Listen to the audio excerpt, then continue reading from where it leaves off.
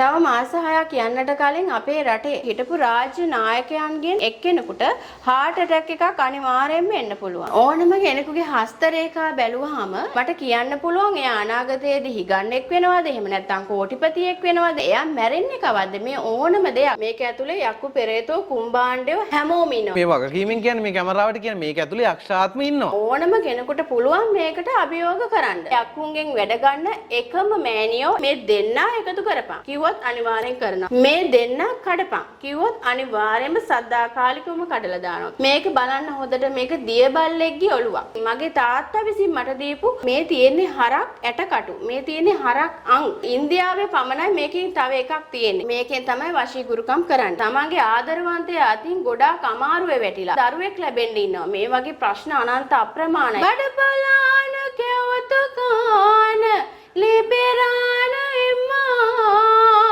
ගුණයසේම බලය පාන සොහොන් කාලි අම්මා. ස්වාමි පුරුෂයා කැමති නෑ අම්මට සලකනවට. මගේ බෑනත් මගේ දියණියත් දෙන්න සමගි කරලා මගේ පැත්තට නම්මා දෙන්න. දින 7ක් යන්නට මත්තේ බෑන දැන් තමන්ගේ දුවට වඩා ඒ අම්මට සලකනවා බලනවා. ඕනම ලෙවල් එකක ඉන්න මිනිස්සෙක් මම 3 month වලින් බිලියනර් කෙනෙක් කරනවා. ඉතින් ඒ හැකියාව තියෙනවා කෝටිපතියෙක් කිරීමේ හැකියාව තියෙනවා. මම අභියෝග කරනවා මේ වගේ පැරණි සාම්ප්‍රදායික පෞරාණික වස්තුන් පෞරාණික දේවල් කිසිම කෙනෙක් ළඟ නැහැ. අභියෝග කරනවා මගෙත් එක්ක මේ പ്രേත ආත්ම භූත ආත්ම වලින් වැඩ ගන්න පුළුවන් කෙනෙක් දැම්ම මට අභියෝගයක් වෙන විදිහට කතා කරන්න පුළුවන්. මේ ව්‍යාපාරය දියුණු කරලා දෙන්න.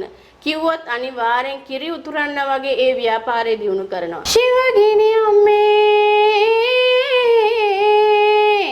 ශිවගිනි කාලි අම්මේ දේවගිනි අම්මේ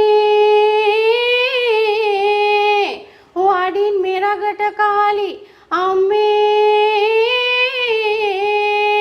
මේකෙන් තමයි වශීගුරුකම් කරන්නේ. බලන්න මේ කැටයම් දිහා. මේ කැටයමක් මං හිතන්නේ දැන් අද කාලේ තියෙන ඉහළම තාක්ෂණයේ තියෙන මැෂින් එකකටවත් මේ කැටයම් නිර්මාණය කරන්න පුළුවන් කියලා. ඒ නිසා තමයි මේකෙන් කරන ඕනෑම වශී කර්මයක් 100% සාර්ථක කරලා ලංකාවේ විදේශයේ ඕනම කෙනෙකුට తాවකාලිකව හෝ අවුරුද්දකට හෝ දෙකකට හෝ එහෙම නැත්නම් සදාකාලික හෝ තමන්ගේ තීරණය මත අනියම් සමදතා තමන්ගේ අබු සැමියෝ දෙදෙනා විරසක වුණොත් තමන්ගේ පවුල අසමගිනම් මගේ ළඟට ඇවිල්ලා මේ දේවල් කියනවා. මුලින්ම මම එතකොට වැඩක් ගැනවත් ප්‍රශ්නයක් ගැනවත් මේ දේ ගැන නෙමෙයි කතා කළ යුත්තේ. මොටිවේෂන් එක දෙනවා. ඒ මනස හදලා තමයි මුලින්ම මම වැඩේ ගැන කතා කරන්නේ. ඉතින් දරුවෝ ලංකාවේ නෙවෙයි පිට රට නෙමෙයි කොයි රටක හිටියත් මම ඒක 100% සහතිකයෙන් කරලා දෙනවා. ක්ලෝතින් වගේ දේවල්, ඇඳුම් බිස්නස් වගේ කරන හොඳ තැනකට අවුරුදු ගණනාවක් ජීවත් වෙච්ච කාන්තාවක්. දියුණු වේගෙන එනකොට මෙයාට අමතක වුණා. දරුවොත් ස්වාමි පුරුෂයාත් හැමෝම අමතක වුණා. ස්වාමි පුරුෂයා මගේ ළඟට ඇවිල්ලා කියනවා මෑණියනි මගේ බිරිඳ මට කතා කරන්නේ නැහැ. වෙන සම්බන්ධයක් ඇති කරගෙන ඒ රටේ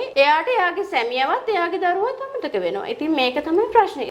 මේ දෙන්නා එකතු කරපන් කිව්වොත් එයා ඒක අනිවාර්යෙන් කරනවා. මේක කඩපන් කිව්වොත් එයා ඒකත් අනිවාර්යෙන් කරනවා. වශී කර්ම ගත්තාම සහෝදරයන්ගේ විරසක වීම වෙන්න පුළුවන්, යාළුවෝ මිත්‍රයෝ අතර විරසක වීම වෙන්න පුළුවන්. එහෙම නැත්නම් තමන්ගේ ව්‍යාපාර ස්ථානයේ ප්‍රභූවරුන් තමන් පැත්තට නම්මා ගැනීම මේක ඇවිල්ලා ආකර්ෂණය. වාදරුවන් දෙමව්පියෝ අතර සමගිය සමාදානය, එහෙම නැත්නම් සමලිංගික බැඳීම් මේ වගේ ගොඩාක් දේවල්. මේ එකතු කිරීම කියන එක වශී කර්ම කියන එකට වඩාත්ම ජනතාව විශේෂයෙන්ම එනවා. විනයක් කරලා තියෙනවා නම් කොඩි වින කරලා තියෙනවා නම් ඇස්වහ කටවහ හොවහ දෝෂ කෙනෙකුගෙන් එනවා නම් මේ දේවල් ආපිට ගිහිලා දූරින් භූත වෙලා මේ මිනිස්සු අතරටම යන්න මහසෝන් අපච්චි අපිට උදව් කරනවා.